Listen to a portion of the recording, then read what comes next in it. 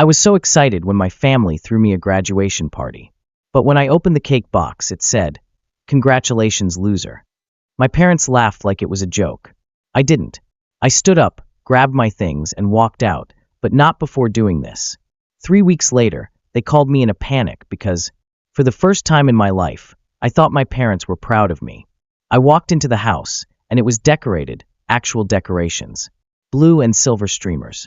A big "Congratulations, Ryan" banner across the living room. There were people here, family, neighbors, even a few of my dad's work friends. And there was food. Real food.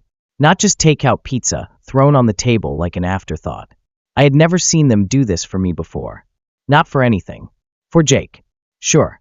When he got accepted into college, the first time, they threw him a huge celebration, invited all of his friends, even bought him a brand new laptop as a gift.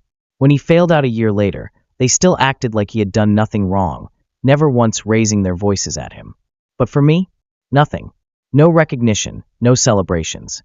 I was always the responsible one, the one who didn't need attention. That's what they told me every time I accomplished something. And yet, here I was, in a house decorated just for me. My mom pulled me into a hug, smiling like she actually meant it. "We're so proud of you, honey," she said, voice warm, affectionate. "This is a big deal." I blinked. I didn't even know how to react. I had spent so many years pushing down the disappointment of never being enough for them. And now, maybe things were changing. Maybe I had finally done something they could be proud of. My dad clapped me on the back, laughing. "First college graduate in the family, huh? Look at you." I grinned. For the first time in my life, I let myself believe. Maybe they saw me now. Maybe I was finally more than an afterthought. I spotted my brother in the corner of the room, scrolling through his phone, not paying attention to anything. Typical. But even that didn't bother me. Not today. Today was mine. Someone handed me a drink. A toast was made. People congratulated me, smiling, shaking my hand, asking me about my future plans. I was on cloud 9. Then they brought out the cake. It was big, expensive looking, the kind you order in advance from an actual bakery. My mom carried it in with a smile, setting it down in front of me. My dad grinned, nodding toward it. "Go on, take a look." I leaned in, still smiling, still feeling light, still believing in this moment. And then I read the words, "Congratulations, loser."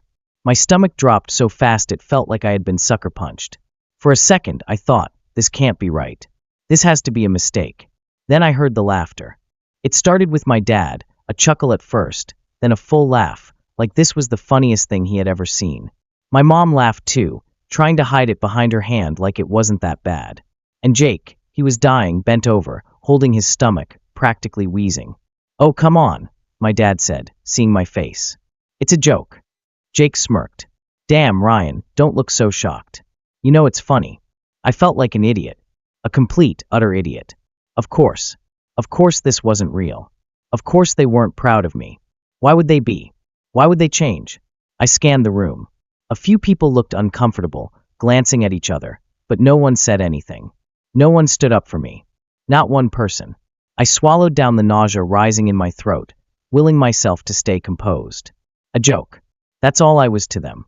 Something inside me settled. It wasn't anger, not in the way they expected. It wasn't sadness either. It was something sharper, something clearer. I picked up the glass in my hand and slowly, deliberately raised it. The room quieted slightly, everyone watching, waiting to see how I would react. I smiled.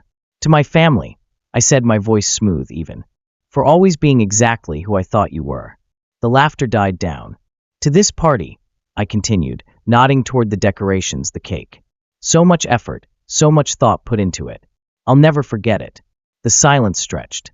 My mom shifted uncomfortably. My dad's smile twitched. "And to the future," I said, lifting my glass slightly higher.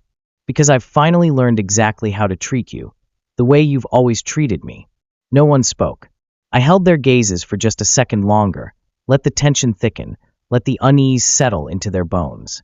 Then, I downed my drink in one go, set the glass down carefully on the table, and turned toward the door.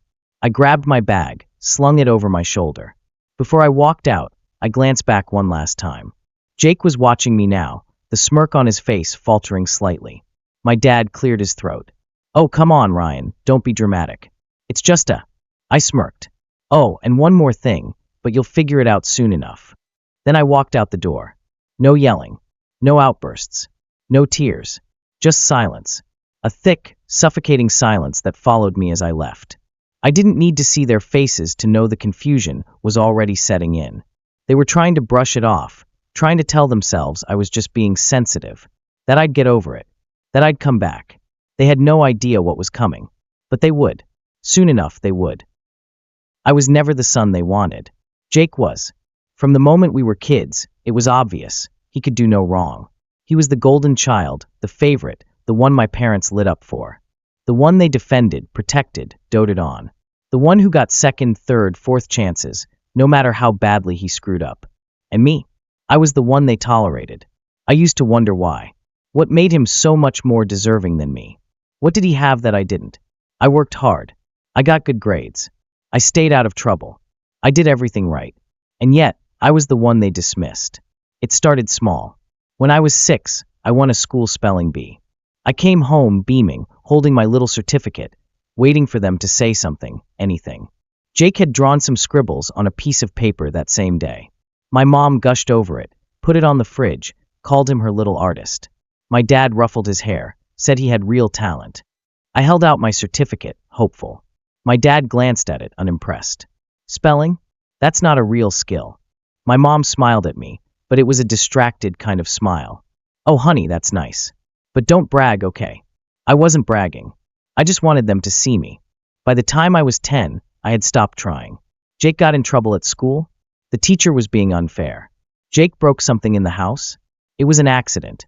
Jake got bad grades. Not everyone's a nerd like Ryan. If I so much as rolled my eyes at them, I was being disrespectful.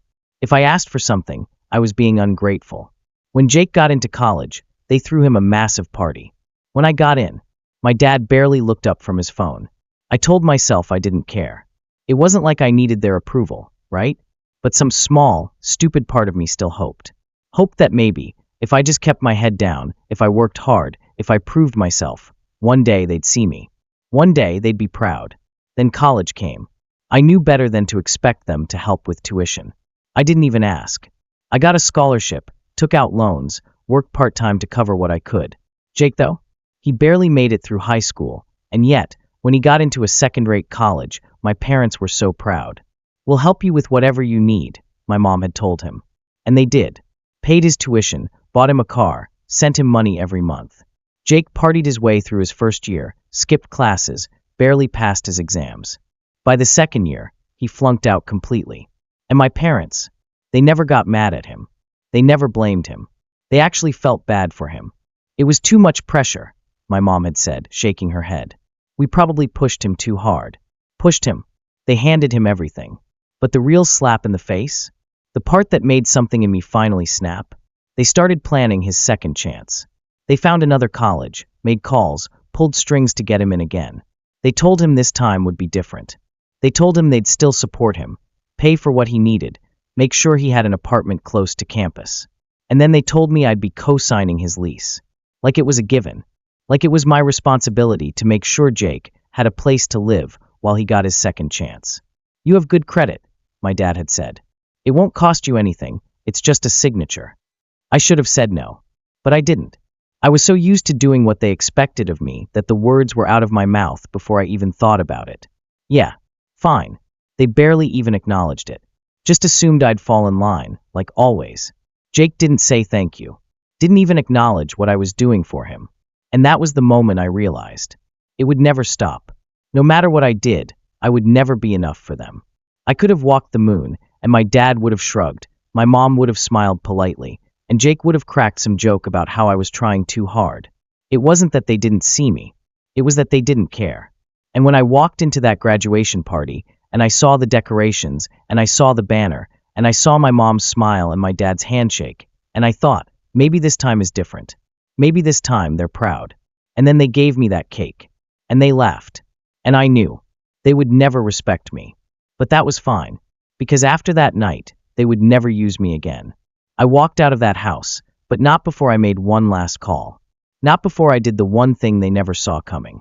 Not before I made sure that in 3 weeks, they'd be the ones calling me, desperate, begging, realizing. They had finally pushed me too far. 3 weeks passed before they realized what I had done. At first, I ignored their calls. Not out of spite, well, maybe a little, but mostly because I didn't care. I had spent years jumping at their demands, answering every time they needed something, bending over backward to prove my worth to people who never gave a damn about me. So when the missed calls started piling up, when my mom left voicemail after voicemail, when Jake's texts went from "dude WTF" to "you need to fix this," I just let them sit there. Unread. Unanswered. I already knew why they were calling. And the longer I ignored them, the worse it got. Mom tried the concerned approach first. "Honey, something weird is going on with Jake's apartment. Can you call me?" Then came the fake confusion. "Ryan, did you forget something with the lease? The landlord called Jake and said you're not listed as his co-signer anymore." Then came Dad's pissed-off voicemails. "What the hell did you do? You gave your word. You need to fix this. Call me back." And finally, Jake. He didn't do the fake concern. Didn't try to be polite. He went straight to rage. "You screwed me over. Fix this now."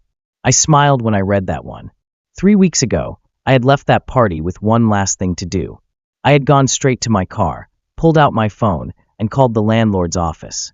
I had officially backed out as a co-signer. Just like that, Jake's lease was worthless. And now he was finding out the hard way. They had all assumed it was a done deal. I had already agreed, after all. I had always done what they expected, never questioned it, never fought back. They thought I was still that person, but they should have known better. Because the moment I saw that cake, I knew I was done being their doormat. And now, for the first time in their lives, they were facing real consequences. And it was beautiful. I finally answered the phone on day 22. I let my dad's number ring twice before picking up, then sat back, waiting for the explosion. It didn't take long. "What the hell did you do?" I pulled the phone away from my ear slightly, listening as he ranted.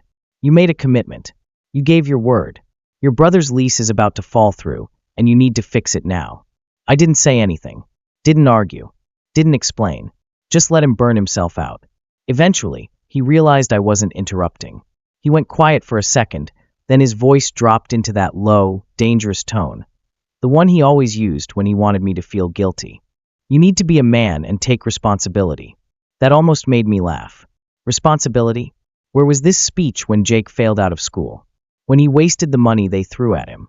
When he spent his entire life skating by on excuses? I exhaled slowly. Then I finally spoke. "I don't think I will."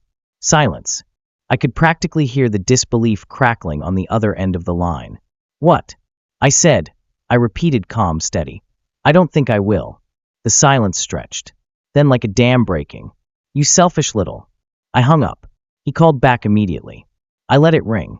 Then Jake tried. I let that one go too. Then my mom. And this time I picked up. Because I already knew how this was going to go. She started soft. "Sweetheart, we need to talk." I hummed, unimpressed. "Do we?" She sighed, like I was being unreasonable. "I know you're upset. We all know that party didn't go how you wanted." I scoffed. "Is that what we're calling it? A party?" She ignored the sarcasm. "But this is serious, Ryan. Your brother's future is on the line." I almost laughed. His future? When had they ever cared about mine? I had clawed my way through school without their help. Worked myself to exhaustion. Took on loans. And where were they? Supporting Jake. And now they wanted me to sacrifice for him. Too? I kept my voice steady, measured. "I think Jake will figure something out." She bristled. "You know he can't get approved on his own." Sounds like a him problem. "Ryan," she tried again, a little sharper now, "this is what family does." "No," I said, and my voice finally lost its patience. "This is what I did. For years. And what did I get for it? A cake that said, 'Congratulations, loser.'" Silence. The first real silence. I let it sit there. Let her soak in it. Then I said softly, "And now, you're realizing how big of a mistake that was." Her breath hitched. "It was just a joke." I smiled. "So is this." Then I hung up. I stared at my phone for a long time, waiting, half expecting another call. But none came. For the first time in my life, they had nothing to say. Because they knew. They knew I was serious. And they knew they had finally pushed me too far. But the best part? This wasn't even the end. Because they still hadn't realized just how badly they had screwed up. And soon, they'd be calling again. Begging. Because I had done more than just cancel a cosign. I had walked away from all of it. And without me, their golden boy was about to lose everything. They didn't call again for a few days. I wasn't surprised. My dad had probably ranted and raged about how I was an ungrateful disappointment. My mom had probably cried about how I was tearing the family apart. And Jake? Jake had probably sulked, throwing a tantrum because for the first time in his life, he wasn't getting what he wanted. But I knew it wasn't over. Because there was still one last thing they hadn't realized yet. And when they did, that's when the real panic would start. I didn't have to wait long. On a Friday evening, as I was settling in with a beer and some peace and quiet, my phone buzzed. Jake. I smirked and let it ring. He tried again. And again. By the 5th call, I finally answered, letting my voice stay relaxed. Thought we were done here. His voice came through loud, frantic. What the hell did you do? I took a slow sip of my beer. Be more specific. The money, Ryan. The tuition money. It's gone. Ah, there it was. I smiled. Because this was the part they hadn't figured out yet. See, it wasn't just the co-signing I had pulled out of. It was everything. I had been helping them financially for years. Covering little things, making up for missed payments, loaning money I was never repaid. And when they started planning Jake's second attempt at college, they casually suggested I pitch in. You're doing well now, my dad had said like it was nothing. You should help your family. I hadn't agreed. But they took it for granted that I would. They assumed, as always, that I'd fall in line. So I did the one thing they never expected. I cut them off. Completely. The tuition deposit they were expecting from me never happened. The payments I used to make on their behalf? Gone. The quiet financial safety net I had unknowingly been for them? Vanished. And now, they were drowning. Jake had lost his apartment. Now he was losing his second chance at school. Because without my money, without my help, without my credit, he had nothing. And I had never felt lighter. Ryan, you don't understand. Jake was still ranting in my ear. The school called. They said the payment never went through. I don't have enough to cover it. I'm about to lose my spot. I let out a low hum. Damn. That sucks. Silence. Then his voice sharpened. Fix it. That made me laugh. Actually laugh. It was incredible, really, how deep his entitlement ran. Even now, even after everything, he still thought I owed him something. You're serious? I said, shaking my head. You said you would help, he snapped. No, I corrected. You assumed I would.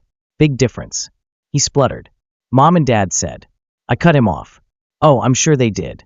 But see, I don't care what Mom and Dad said. The silence stretched. Then, quieter, he tried a different angle. Ryan, you know this is my last chance, right? There it was. The desperation. The realization that he was actually screwed. I leaned back, letting my voice stay calm. Yeah, I know. He swallowed. So, I said, dragging out the word. You'll figure something out. That was what my dad had said to me when he drained my college fund. It was what they had always said when I needed something, when I struggled, when I fought my way through life without their help. And now, they could have a taste of it too. Jake finally lost his temper. You're such a bitter piece of shit. You're doing this just to punish me. No, I said, my voice smooth even. I'm doing this because I finally learned how to treat you the way you treat me. I let that sink in. Then I hung up. The next day, it was my mother. She was crying before I even said hello. Ryan, she sniffled. We need to talk. I sighed. No, we don't. Jake is going to lose his spot, she said, her voice thick with tears. You don't understand. I understand perfectly. She took a deep breath. You're punishing all of us for a stupid joke. I smiled. No, Mom. I'm finally just treating you exactly how you've always treated me. She gasped softly, like that actually hurt her. And for the first time, I realized she wasn't just calling for Jake. She was calling for herself, too. Because without my financial support, they were struggling. All those little things I used to cover, all the times I bailed them out without realizing it, now that I wasn't there, they were actually feeling the consequences. You have to forgive us, she tried. We're family. I let out a small, amused breath. Funny. You only say that when you need something. She hesitated. Ryan, please. I could hear it in her voice now. The genuine panic. It wasn't just Jake's second chance at school that had collapsed. Their entire way of life had. Because I had walked away. Because I wasn't coming back. Because they had finally pushed me too far. I let the silence drag for just a moment longer. Then, finally, I spoke. I don't owe you anything, I said, my voice steady final. Not anymore. Then, for the last time, I hung up. I never spoke to them again after that. They tried, of course. The calls went on for months, the guilt trips, the fake apologies, the pleas for one last favor. But I had made my choice. And for the first time in my life, I chose me. Jake never went back to school. The deposit deadline passed, and he lost his spot. My parents couldn't come up with the money in time, and since they had burned through all their resources trying to support him, there was no backup plan. I heard from a relative that he had to move back home, stuck under the same roof as our parents. A full-grown adult, a college dropout with no degree, no job, and no future prospects. It was poetic, really. For years, I had been the one they underestimated, the one they ignored, the one they mocked. And now, I was the one who walked away. And they were the ones left behind.